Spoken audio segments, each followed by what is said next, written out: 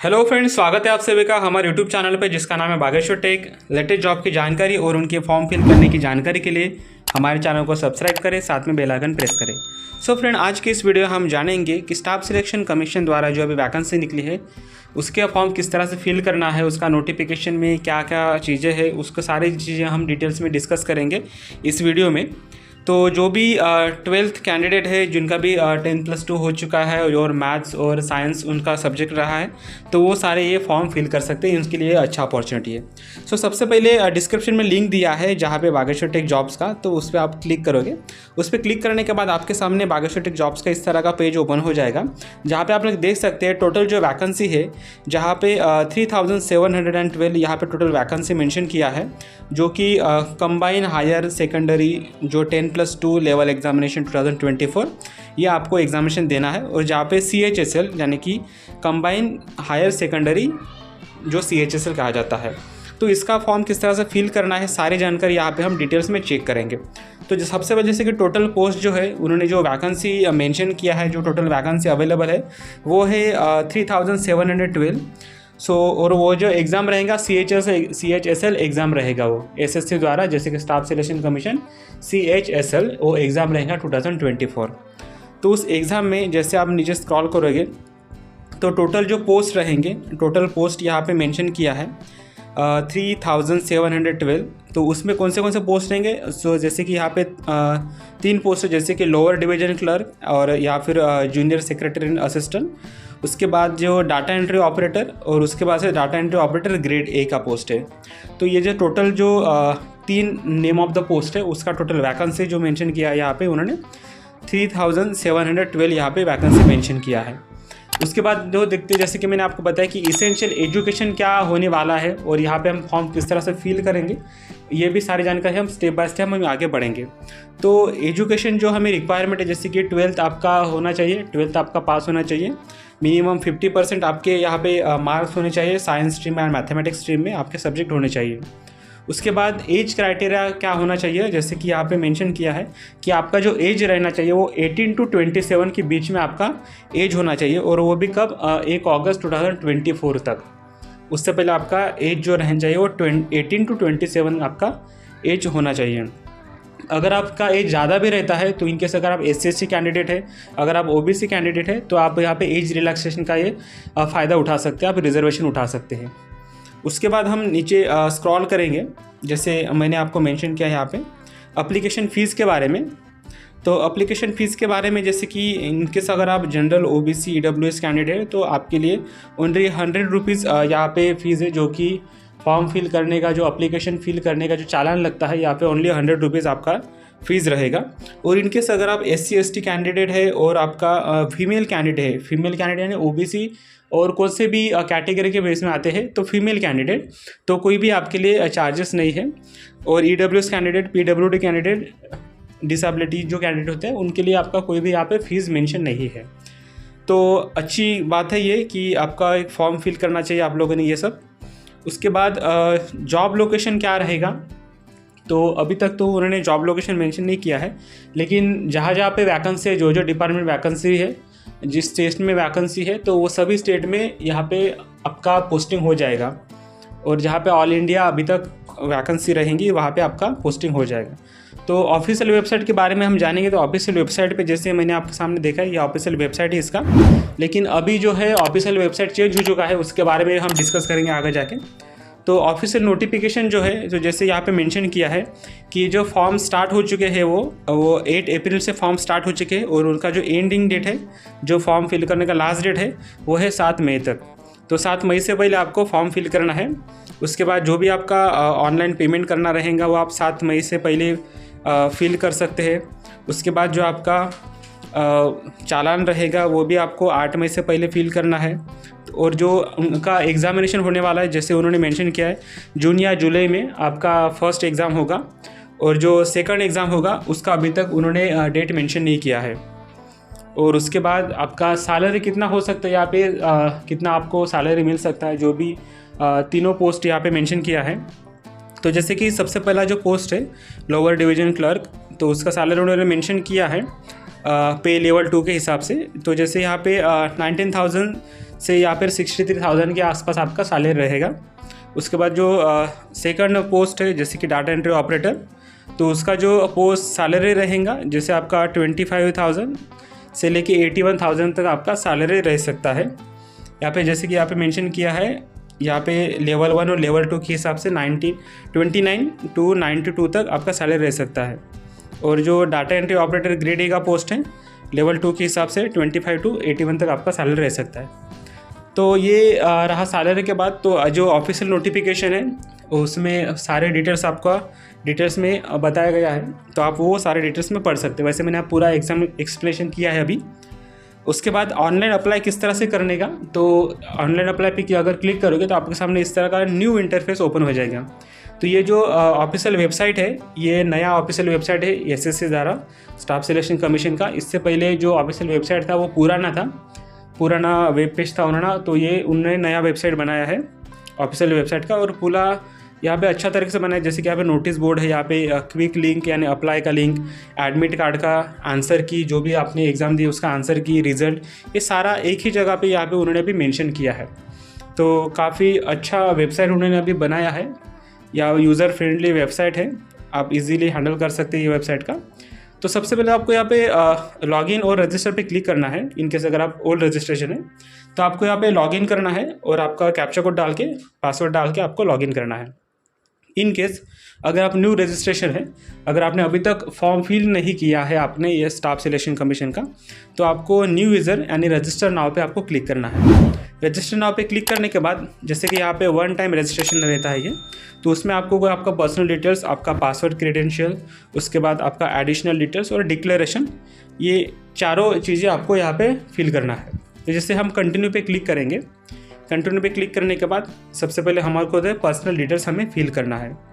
तो personal details में क्या क्या आएगा, जैसे कि आपका नाम आएगा, आपका मिडल नेम, आपका फादर नेम, आपका मदर नेम, और आपका जैसे कि आपके पास आधार कार्ड है या नहीं है, तो उसके अकॉर्डिंगली आपको फॉर्म फिल करना है। अगर आपके पास आधार कार्ड है तो आप Aadhaar card, do you have Aadhaar card, तो यहाँ पे यस के क्लिक करके आपका आधार कार्ड नंबर डाल के आपको ये फॉर्म फिल करना है। अगर आपके पास आधार कार्ड नहीं है तो नो पे क्लिक करके कौन सा भी आपका गवर्नमेंट आईडी प्रूफ आपको यहाँ पे मेंशन करना पड़ेगा और वो आईडी नंबर आपको डालना पड़ेगा।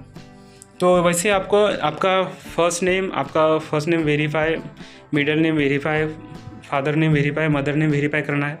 उसके बाद आपका जेंडर वेरीफाई करना है, आपका डेट ऑफ बर्थ वेरीफाई करना है, फादर नेम, मदर नेम, जैसे मैंने आपको इनिशियल बताया। उसके बाद आपका मैट्रिकुलेशन यानी कि 10th इलेक्ट्रिशियन बोर्ड वो आपको मेंशन करना है यहाँ पे। मैट्रिकुलेशन 10th आपका एजुकेशन बोर्ड आप मेंशन करना है। एजुकेशन बोर्ड मेंशन करने के बाद आपको वेरीफाई करना है। उसके बाद आपका रोल नंबर एंटर करना है यहाँ पे। उसके बाद आपका रोल नंबर वेरीफाई करना है। आपका ईयर ऑफ पासिंग, आपने कब आपका जो 10th पास किया था। उसके बाद आपको आपका हाईएस्ट लेवल ऑफ एजुकेशन यहाँ पे मेंशन करना है। उसके बाद आपको वेरीफाई करना है आपका हाईएस्ट लेवल ऑफ एजुकेशन। उसके बाद आपका candidate middle name, candidate mobile number आपको यहाँ पे मेंशन करना है। उसके बाद आपके मोबाइल पे OTP आ जाएगा, OTP वेरीफाई करना है। उसके बाद आपका ईमेल आईडी मेंशन करना है। उसके बाद ईमेल आईडी पे आपका OTP आ जाएंगे और ईमेल आईडी आपका वेरीफाई करना है। वेरीफाई होने के बाद ऐसा आपको पॉपअप आ जाएगा, तो उस पर सक्सेस के ऊपर क्लिक कर देंगे। उसके सेव एंड नेक्स्ट पे क्लिक करेंगे तो आपके सामने आपका एक यूनिक रजिस्ट्रेशन नंबर आपके सामने आ जाएगा। तो एक यूनिक रजिस्ट्रेशन नंबर आपके सामने आने के बाद जैसे कि आपके मोबाइल पे भी जो OTP आएगा वहाँ पे भी आपका यूनिक रजिस्ट्रेशन नंबर आ जाएगा। उसके बाद आपको यहाँ पे ID पासवर्ड डाल के, जैसे अगर पासवर्ड भी यहाँ पे मेंशन रहेगा तो आपका ID पासवर्ड डाल के, कैप्चा कोड डाल के आपको यहाँ पे साइन इन पे क्लिक करना है। जैसे ही आप साइन इन पे क्लिक करोगे, साइन इन पे क्लिक करने के बाद आपको जो आपका पासवर्ड रहेगा वो आपको रीसेट करना है। तो आपको ओल्ड पासवर्ड डालना है, जो आपको OTP आता है, जो आपको मोबाइल नंबर पे मैसेज आया ID पासवर्ड, वो आपको ओल्ड पासवर्ड डालना है। और आपको एक वेरीफाई अदर पासवर्ड जो है आपको रीसेट करना है, नया पासवर्ड रीसेट करने के बाद आपको यहाँ पे कंफर्म पासवर्ड पे क्लिक करना है। उसके बाद सिक्योरिटी क्वेश्चन के लिए, जैसे आपको कुछ यहाँ पे अगर आप पासवर्ड आपका भूल गए तो कौन से क्वेश्चन रहेंगे पासवर्ड जो हिंट देने के लिए, वो आपको कुछ क्वेश्चन पूछे जाएंगे, तो उस क्वेश्चन का आपको जवाब देना है और उसका आपको आंसर करना है। उसके बाद आपको यहाँ पे नेक्स्ट पे क्लिक करोगे, जैसे कि सेव एंड नेक्स्ट पे क्लिक करोगे तो आपका जो पासवर्ड रहेगा वो रीसेट हो जाएगा। यानी कि आपके पास एक यूज़र आईडी है, यानी कि रजिस्ट्रेशन नंबर है, और एक आपका नया पासवर्ड है। तो फिर से आपको एक बार लॉगिन करना पड़ेगा आपके नए पासवर्ड के साथ। तो जैसे आपको रजिस्ट्रेशन नंबर डालना पड़ेगा, आपका नया पासवर्ड डालना पड़ेगा जो भी आपने अभी रीसेट किया है, और आपका कैप्चा को डाल के लॉगिन करना पड़ेगा। लॉगिन होने के बाद आपको कुछ एडिशनल इन्फॉर्मेशन आपको देना पड़ेगा। उसके बाद जैसे कि आपका कास्ट कैटेगरी क्या है, आपका SC ST OBC EWS। उसके बाद आपका कैटेगरी वेरीफाई करना है। कैटेगरी वेरीफाई करने के बाद आपका नेशनलिटी कौन सा है, आपका नेशनलिटी पे क्लिक करना है। सिटीजन ऑफ इंडिया जो भी यहाँ पे मेंशन किया है उसके हिसाब से आपको यहाँ पे नेशनलिटी मेंशन करना है।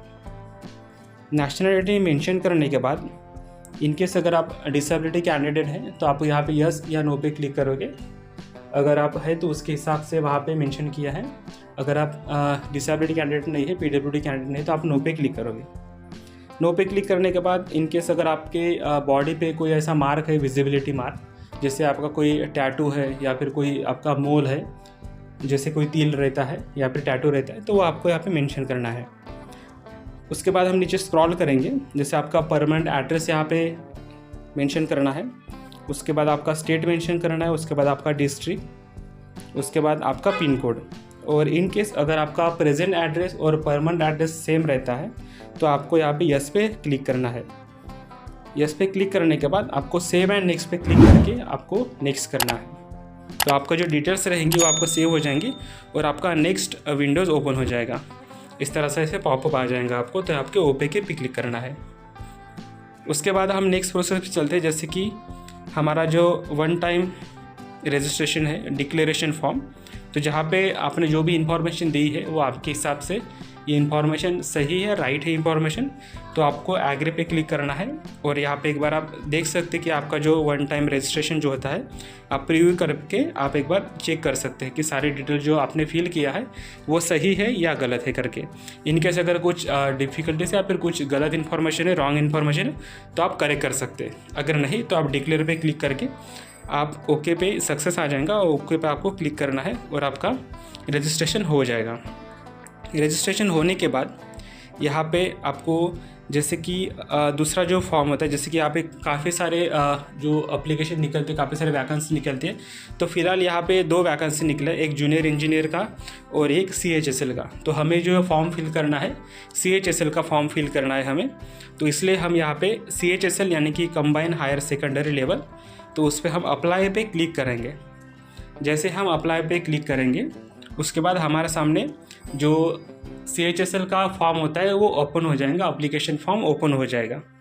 एप्लीकेशन फॉर्म ओपन होने के बाद इस तरह का कुछ आपको इन्फॉर्मेशन दी जाएगी, जैसे कि आप ये जो डिटेल्स है, जो जानकारी आप केयरफुली आप पढ़िए। जैसे आगे जाके अगर आप पेमेंट करना है, आपको चालान करना है, तो जहाँ पे आपको भीम UPI सारा डेबिट कार्ड क्रेडिट कार्ड सारा एक्सेप्टेबल रहेगा। उसके बाद हम कंटिन्यू पे क्लिक करेंगे। तो जैसे हमने इन्फॉर्मेशन फिल किया था पर्सनल डिटेल्स का, तो वो इन्फॉर्मेशन ऑलरेडी यहाँ पे फिल हो चुका है। इनकेस अगर कुछ नया इन्फॉर्मेशन वो पूछते हैं तो आपको वहाँ पे फिल करना पड़ेगा। उसके बाद हम नेक्स्ट पे क्लिक करेंगे। नेक्स्ट पे क्लिक करने के बाद हमारी जो पर्सनल डिटेल्स रहेंगी वो सेव हो चुकी हैं।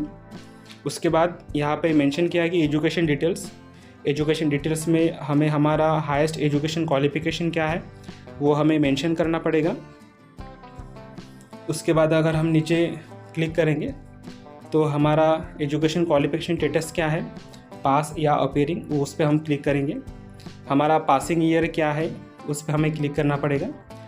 हमारा यूनिवर्सिटी कौन सा है, हमारा स्टेट कौन सा है, यहाँ पे हमें मेंशन करना पड़ेगा। हमारा रोल नंबर क्या था यह हमें मेंशन करना पड़ेगा, और परसेंटेज कितने या फिर CGPA कितने हैं ये हमें मेंशन करना पड़ेगा। और सेव एंड नेक्स्ट पे हम क्लिक करेंगे। सेव एंड नेक्स्ट पे क्लिक करने के बाद यहाँ पे हमारे सामने एडिशनल इन्फॉर्मेशन हुआ, यानी कि इन केस अगर आप एक सर्विसमैन है, अगर आप आर्म फोर्सेस में इससे पहले थे तो यस या नो पे क्लिक करेंगे। इन केस वेदर अगर आपको एज रिलैक्सेशन चाहिए, इन केस अगर आपकी एज जो है वो 18 to 27 के ज़्यादा है, जैसे कि आपकी एज ज़्यादा है तो आपको एज रिलैक्सेशन मिलता है, उसके हिसाब से आपको यस या नो पे क्लिक करना है। और इन केस अगर आपको कुछ इन्फॉर्मेशन, आप पर्सनल इन्फॉर्मेशन शेयर करना चाहते हैं तो आप यस या नो पे क्लिक कर सकते हैं वहाँ पे, और सेव एंड नेक्स्ट पे क्लिक कर सकते हैं। उसके बाद हमें एडिशनल इन्फॉर्मेशन 2 पे हमें यहाँ पे प्रेफरेंस सिलेक्ट करना है, यानी कि हमें एग्जामिनेशन सेंटर सिलेक्ट करना है यहाँ पे।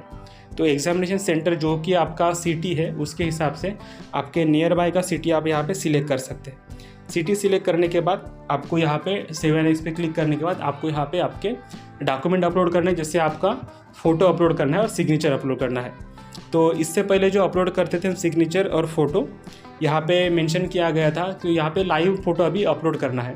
तो इसके लिए आपको स्कैनर दिया गया है, स्कैनर डाउनलोड करके आप यहाँ पे लाइव फ़ोटो और सिग्नेचर अपलोड कर सकते हैं। अगर आपके मोबाइल से अपलोड नहीं होता है तो यहाँ पे एक जो ऐप है एसएससी का, उसका लिंक भी है, तो उससे आप मोबाइल में आईडी पासवर्ड डाउनलोड करके आप यहाँ पे अपलोड कर सकते हो।